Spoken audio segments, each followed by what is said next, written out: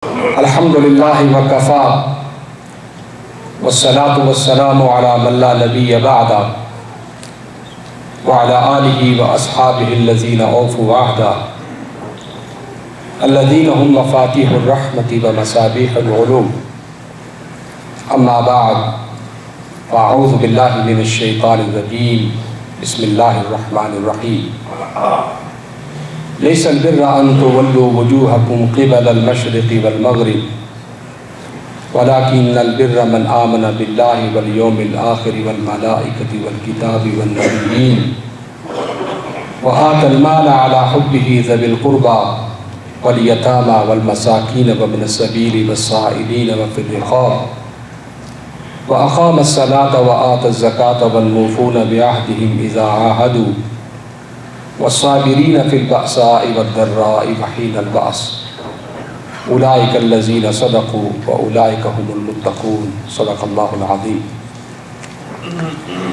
My respected brothers and sisters, we are in a new year, mashallah, 2012.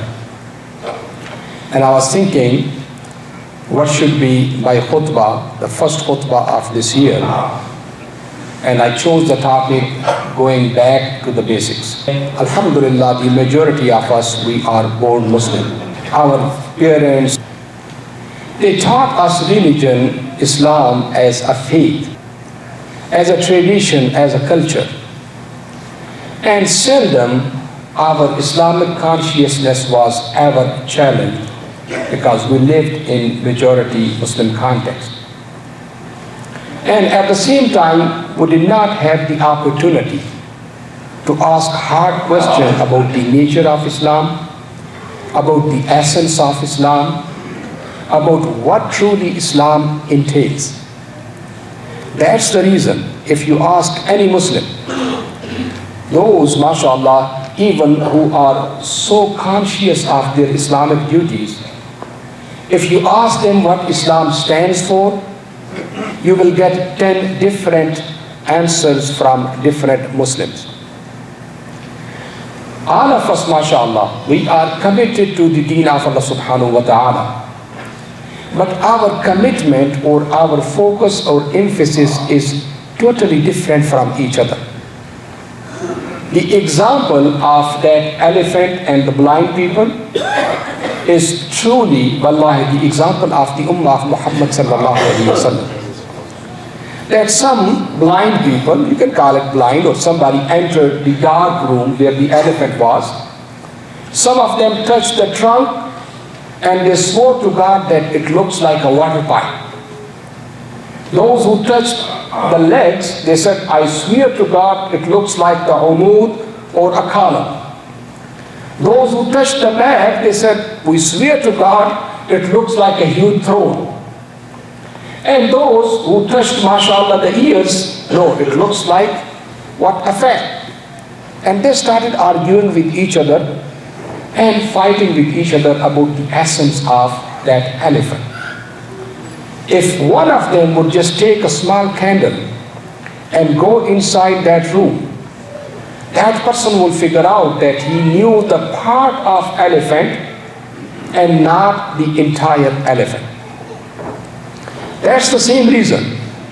Some of us are so much focused upon Aqeedah that we keep on talking about Aqeedah day in and day out, and sometimes in such kind of abstract terms that even our own Muslims who are born and raised in Islam, they get tired of the word Aqeedah. Some of us are so focused upon Ibadaat, and some of us are so focused upon external piety that whenever you sit with them, there's no concern about the Muslim Ummah, about what's going on with our youth, what's going on in the world. The entire focus is upon external piety, the dress codes, the norms, hijab, beard, wudu, salah, fasting, whatever you call it. And mashallah, some of us are so politically oriented that our entire Islam revolves around the political issues. Some of us are so focused upon tasawwuf that Aqidah is not mentioned, Ibadah is also part of it, but just focus upon spirituality, akhlaq, and morals and all of those things. So sometimes even, wallah, the young people, even the non-Muslims, when they ask this question, what is Islam? Very often our brothers and sisters, we quote the hadith of Rasulullah sallallahu alaihi wasallam, Buni al-Islam wa ala khams, that Islam stands upon 5 pillars. And we talk about Tawheed, and mashallah, the salah and the fasting and the hajj and zakah. Now imagine, if you are building a building and you just put the skeleton and put the pillars, 5 pillars. You do not have the windows, you do not have the walls, you do not have the ceiling. Would you call it a building?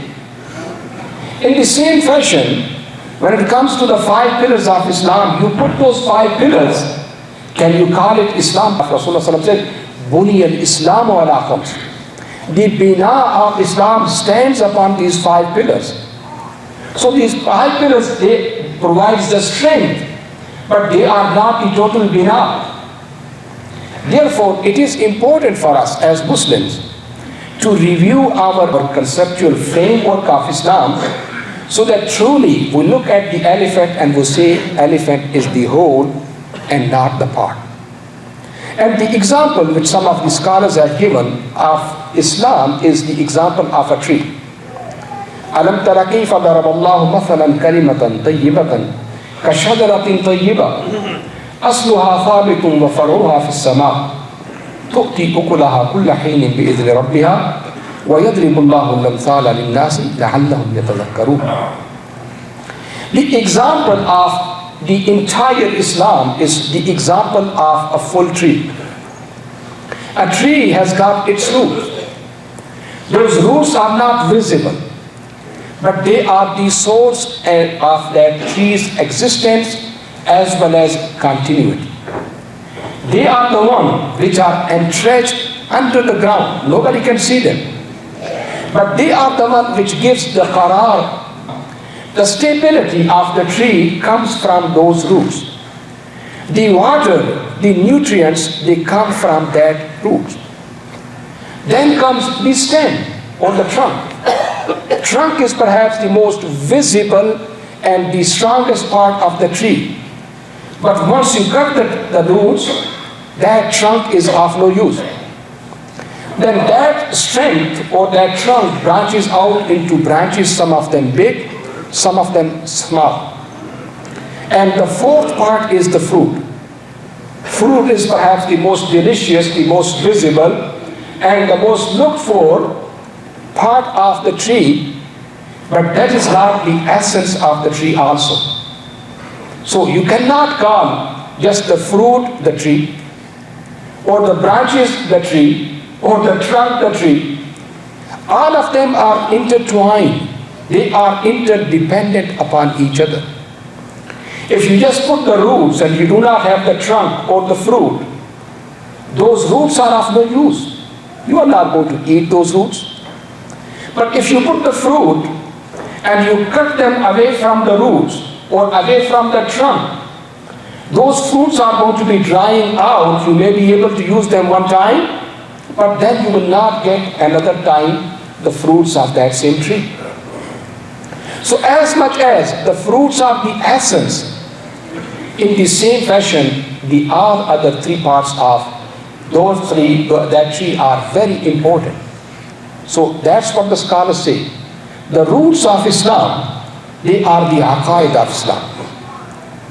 The Aqidah, which we say Iman Mujmal, Amantu Billah, wa Malaikati, wa Kutubi, wa Rusuli, wal Yawmil Akhir, والقدر خيره وشره من الله تعالى والبعث بعد الموت. The 6 articles of faith which we say Iman Mujmal or Iman Mufassal, they are the one which provides the stability in Islam. They are the sources of spiritual nourishment and spiritual continuity in Islam. You work upon them, but you use them for what they are needed for. The trunk or the stem of Islam are the acts of Ibadaat. They are the most visible part in the Islamic religion. 5 times daily prayers, fasting, zakat, hajj. And mashallah, Muslims go for hajj. You cannot miss that one. Ramadan cannot be missed. It's so visible. At the same time, prayer, mashallah, 1,000 people coming to the Jum'ah, you cannot miss it. But that is there to provide the strength for something else and not meant for itself. You don't just go and hug the stem and say, I love you, you are so delicious. You are looking for the fruits. So the branches, some of them strong, big ones, and the others small ones, these are the muamalat of Islam. And the fruits of Islam are the akhlaq of Islam. Al-aqdar, al-akhlaqiyya. The moral and the ethical values in Islam. So therefore, my brothers and sisters, it is important for us to look at the whole of Islam and not to compartmentalize it into these smaller portions and then keep on hugging them and kissing them and cleaning them and giving the fatwa to the others that you are wrong, you are un-Islamic. Islam has got the room for everybody. For Ahl al-Tasawwuf, for Ahl al-Hadith, mashallah, for Ahl al-Tashayyu, for Ahl al-Sunnah, you just name it. These are different focuses, but unfortunately, when we take that small part and change it into the complete deen and start excluding others based upon our understanding of deen, we are just like those blind people who look at the elephant and swear to God it is like a pillar, or it is like a throne, or it is like such and such. So what should we need to do? We need to work first upon our aqidah, Allah. If you look into the strategy of Rasulullah sallallahu alaihi wasallam, or the adwar of da'wah, you will see the Prophet ﷺ went according to the nature with which Allah subhanahu wa ta'ala has created this universe as well as humanity. He anchored the iman of Sahaba ridwanullah alayhim ajma'in with proper aqidah throughout the 13 years of Makkah. There are very few ahkam, and actually there are none of the ahkam which were revealed during Makkah except Iman Billah, Iman Bil Akhirah, Iman Bil Rusul, and something about Amal Salih. And once those rules have anchored the tree of Islam with proper entrenchment, that's where the ibadah, after the Muslims, they migrated to Medina. First year or second year, Salah was made obligatory. Zakah was made obligatory. Then fasting was made obligatory. And Hajj, according to one of the narration, was made obligatory in the 6th year of Hijrah. And according to the majority's opinion, in the 8th or 9th year of Hijrah. Then comes the muamalat.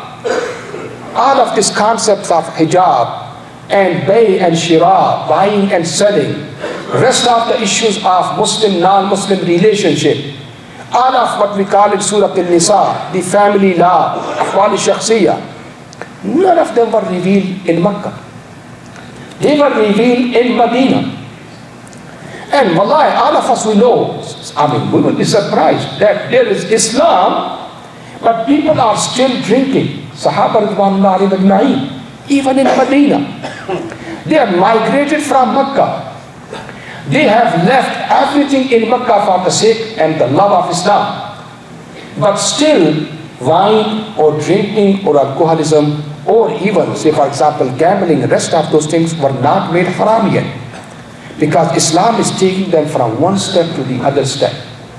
It is not something which is a kind of imposition.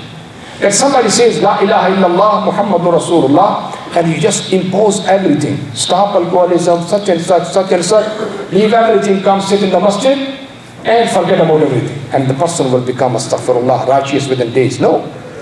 These are human efforts. These are struggles a person has to go.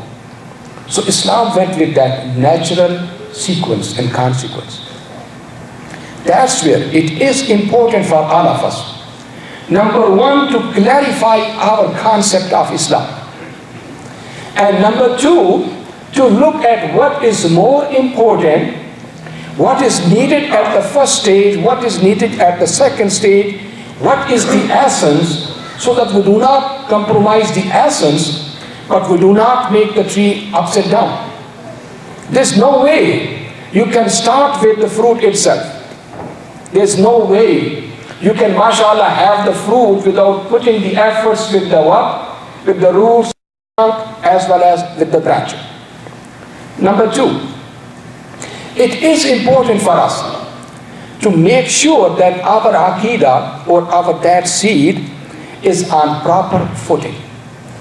And I'll give you two examples, because when I was reading the tafsir of this ayah, أَلَمْ تَرَ كَيْفَ ضَرَبَ اللَّهُ مَثَلًا كَلِمَةً طَيِّبَةً كَشَجَرَةٍ طَيِّبَةٍ أَصْلُهَا ثَابِتٌ وَفَرْعُهَا فِي السَّمَاءِ تُؤْتِي أُكُلَهَا كُلَّ حِينٍ بِإِذْنِ رَبِّهَا وَيَضْرِبُ اللَّهُ الْأَمْثَالَ لِلنَّاسِ لَعَلَّهُمْ يَتَذَكَّرُونَ وَمَثَلُ كَلِمَةٍ خَبِيثَةٍ كَشَجَرَةٍ خَبِيثَةٍ اجْتُثَّتْ مِنْ فَوْقِ الْأَرْضِ مَا لَهَا مِنْ قَرَارٍ يُثَبِّتُ اللَّهُ الَّذِينَ آمَنُوا بِالْقَوْلِ الثَّابِتِ فِي الْحَيَاةِ الدُّنْيَا.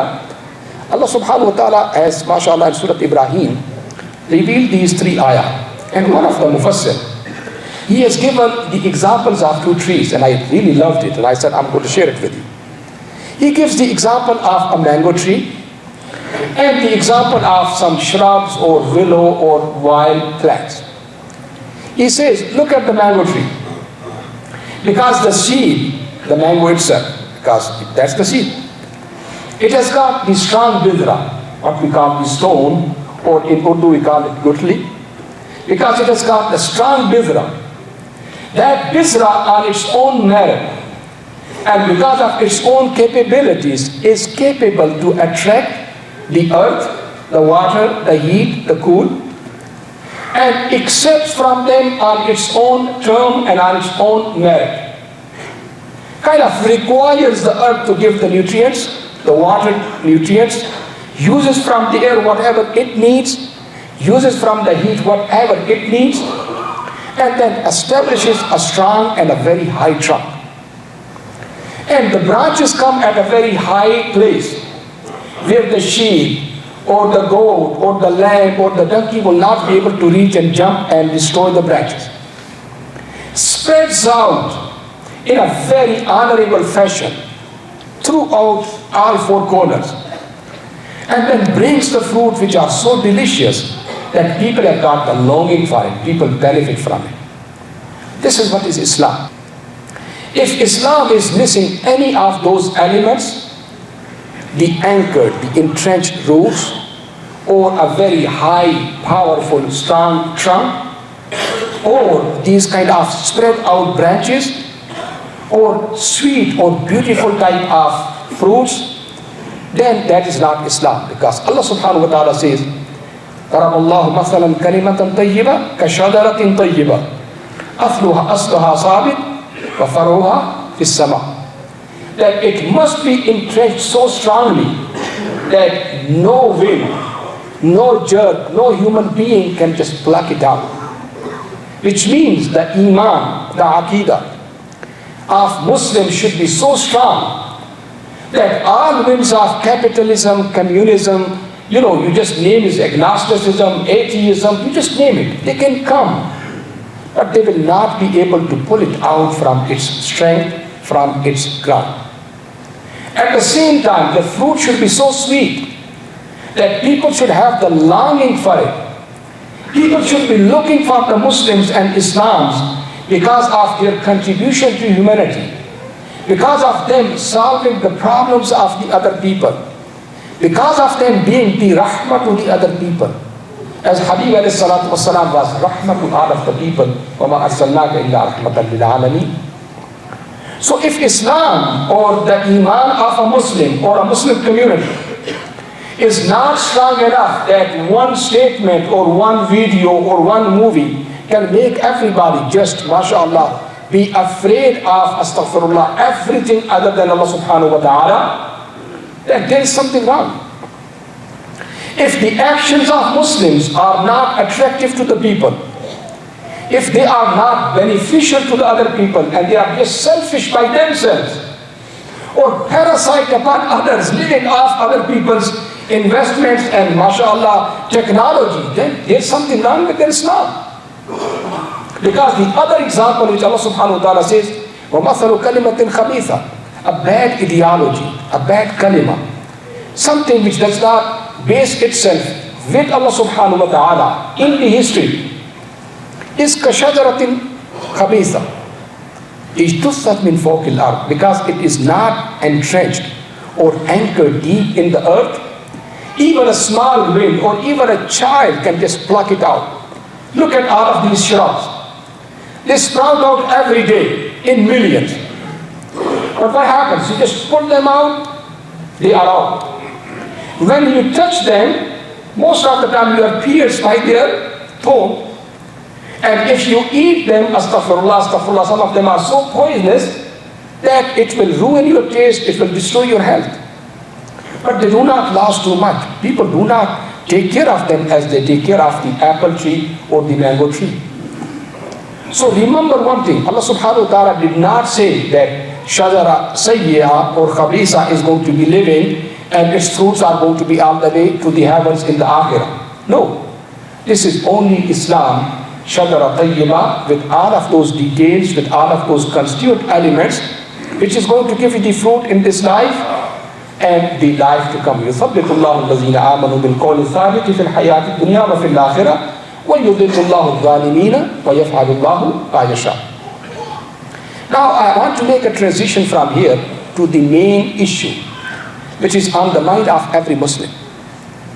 That if Islam is the religion of Allah subhanahu wa ta'ala, Quran is the protected book of Allah subhanahu wa ta'ala, and we Muslims, we are the protectors of that deen, then why the promise of Allah subhanahu wa ta'ala of nusra, of dignity, of respect and all of those things is not happening with us or is happening somewhere else? The answer is where I started with. Because majority of us have got the wrong perception about Islam. Some of us are just focused upon Aqidah. Others only ibadah. We are not connecting the four elements with each other. And most of the time, we are forgetting the basic fruits, the essence of Islam, which are the moral values, the truthfulness, the honesty, the decency, and justice, equality, mutual respect, human dignity. But on the other side, what I see, that like some people have looked at the sweet mangoes or fruits, they figured out that they are very good and delicious, they want to use them. But somehow they have disconnected that tree from the original trunk and especially from the original roots. So yes, they are able to benefit temporarily, as it's happening in the West. That because of the fruits of what Allah subhanahu wa ta'ala has revealed to us from truthfulness, from professionalism, from whatever we call it, the basic qualities which are, moral qualities or ethical qualities, they are benefiting the fruits, but somehow the connect, the good intention, the true sawab, the akhirah concept is not there. Some of them do it because it's good, because it brings the fruit, or because it is good in itself. But because the intention is not to please Allah subhanahu wa ta'ala, so haba'am manthura. On the akhirah, the registration or the accounts are not going to be there. So therefore, it is important for us the Muslims that yes, we start from the beginning, keep remaining in touch with our roots, keep on getting the nourishment, but don't forget the true branches and also the true essence of Islam, which are the moral values of Islam. And also take this mission to the other people, connect their fruits back to the roots of the proper Islamic Aqidah, the Tawheed, the Akhirah, and the Risala of Muhammad sallallahu alayhi wa sallam. أقول قولي هذا وأستغفر الله لي ولكم ولسائر المسلمين فاستغفروه إنه هو الغفور الرحيم.